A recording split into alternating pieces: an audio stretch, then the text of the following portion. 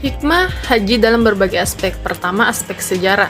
Ka'bah Baitullah yang terletak di kota Mekah, Mukarramah adalah tempat suci utama dalam pelaksanaan ibadah haji. Tempat itu dipilih Allah sebagai lokasi tumbuh kembangnya agama tauhid.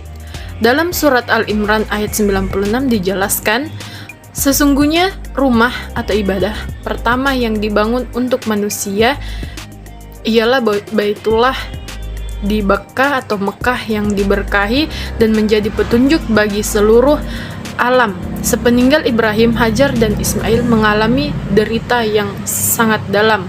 Sebagai seorang ibu yang sedang menyusui ditinggal suami pergi entah kapan kembali, dengan pembekalan serba terbatas di tengah lembah tandus tanpa penghuni, kalau bukan karena keimanan yang amat kokoh kepada Sang Pencipta, tak mungkin berani menghadapi situasi seperti itu.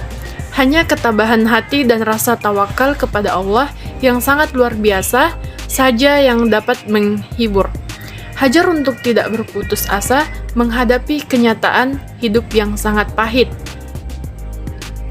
Dengan berjalannya waktu, setelah 13 tahun Ibrahim datang ke Mekah mengunjungi mereka. Betapa gembiranya Ibrahim melihat keadaan istri dan anaknya hidup sehat. Ismail tumbuh menjadi anak yang patuh kepada orang tuanya.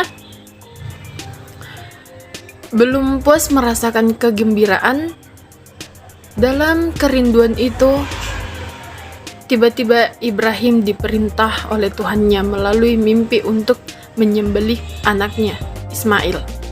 Yang kedua, aspek perhatian umat. Orang yang telah memiliki kemampuan dan ada kendaraan yang mengantarkannya ke Baitullah, maka ia wajib mengerjakan haji. Kewajiban itu tertunda selagi ada kehalangan untuk pergi ke Mekah. Halangan itu bisa berupa keamanan dalam perjalanan yang tidak terjamin, kesehatannya terganggu, atau kuota haji yang telah penuh. Kalau halangan sudah tidak ada dan ia masih tetap istidha, maka kewajiban itu masih tetap melekat padanya. Tetapi jika halangan itu sudah tidak ada dan ia tidak istidha lagi, maka kewajiban haji gugur darinya. Orang yang sudah cukup bekal dan tidak ada halangan untuk pergi haji tetapi ia tidak juga pergi haji, maka keislaman orang tersebut diragukan. Bisa jadi ia nanti mati sebagai Yahudi atau juga sebagai Nasrani. Yang ketiga, aspek istidha. Istidha itu dapat dibedakan menjadi dua macam, yaitu satu, kesanggupan mengerjakan sendiri, dan yang kedua, kesanggupan mengerjakan dengan diwakili oleh orang lain. Kedua, kesanggupan itu menjadi sebab timbulnya kewajiban haji atas diri seorang muslim, dan kewajiban itu tetap melekat pada dirinya selama ia belum menunaikannya. Rumah atau satu-satunya yang dibutuhkan untuk tempat tinggal dia bersama keluarga dan orang yang berada di bawah tanggung jawabnya tidak boleh dijual untuk bekal pergi haji. Yang kedua, uang modal. Usaha guna memperoleh nafkah keluarga tidak boleh digunakan atau dihabiskan untuk bekal pergi haji. Yang ketiga, orang yang punya biaya untuk pergi haji, tetapi ia juga punya pinjaman kepada orang lain sebesar biaya haji itu, dan jika pergi haji ia tidak mungkin melunasi hutangnya, maka ia tidak wajib pergi haji. Hendaknya ia menggunakan uang itu untuk melunasi hutangnya. Yang keempat, aspek hikmah at-tasyri'. Yang dimaksud hikmah ibadah haji adalah nilai-nilai positif atau manfaat yang terkandung di dalam ibadah haji yang akan didapat oleh orang yang melaksanakannya secara benar dan ikhlas kepada Allah. Setiap bentuk peribadatan Islam memiliki nilai dan manfaat tersendiri.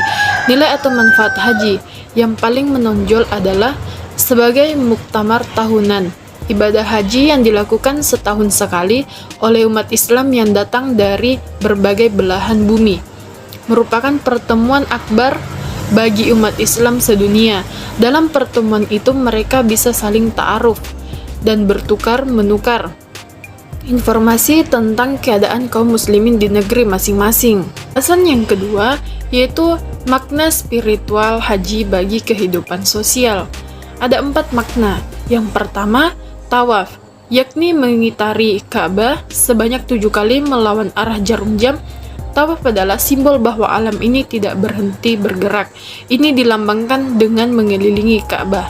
Yang kedua, sa'i, yaitu berlari-lari kecil antara Bukit Safa dan Marwah. Hal ini dilakukan ketika Siti Hajar sangat membutuhkan air di padang yang tandus. Yang ketiga,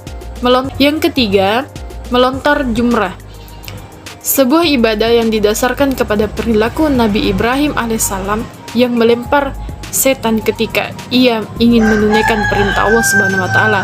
Dan yang keempat, wukuf di padang Arafah. Dalam Islam, di daerah inilah dipertemukannya Nabi Adam alaihissalam dan Siti Hawa yang kemudian melakukan taubat kepada Allah Subhanahu wa taala sebagaimana firman-Nya dalam Al-Qur'an.